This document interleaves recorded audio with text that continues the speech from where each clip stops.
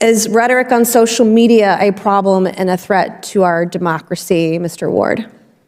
Yes, absolutely. Mr. Siegel? Yes. Ms. Caraballo? Yes.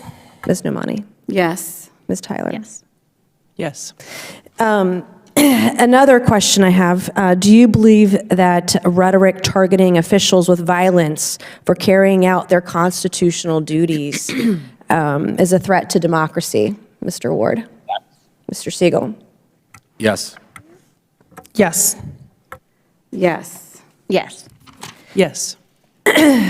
All right, thank you very much. Only a few weeks after the attempted attack on a Supreme Court justice on June 25th, one of the witnesses, Alejandra Caraballo, tweeted out the following in response to a decision on abortion overturning Roe v. Wade, and I'll quote directly from the tweet: "The 6 justices who overturned Roe should never know peace again.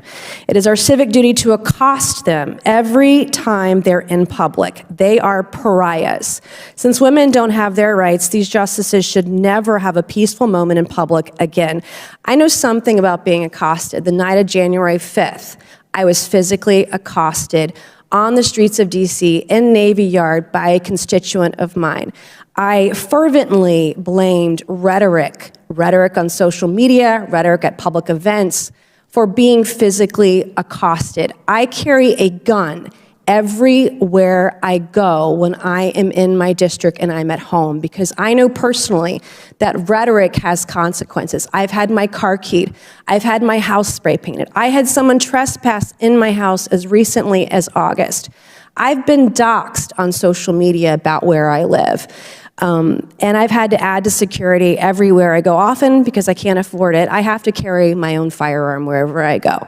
And Alejandra Caraballo also recently tweeted on November 19th, not even a month ago, that the Supreme Court, vested with the judicial power of the United States by our Constitution, stated they are not a legitimate court issuing decisions. And also the Supreme Court is an organ of the far right. So my last question today of Ms. Caraballo: do you stand by these comments, this kind of rhetoric on social media?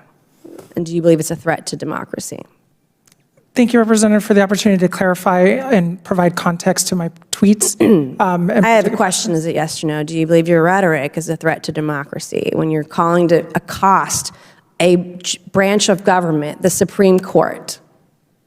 I don't believe that's a correct characterization of my statements. Though. Did you not tweet that? That you thought that the Supreme Court justices should be accosted? What I'm saying is that is not an accurate characterization of my statements. On June 8th of this year, a man was arrested near Justice Brett Kavanaugh's home in Maryland. He told law enforcement officers he wanted to kill a Supreme Court justice. He was found with a knife, with a pistol, 2 magazines, ammunition, pepper spray, zip ties, a hammer, crowbar, and duct tape.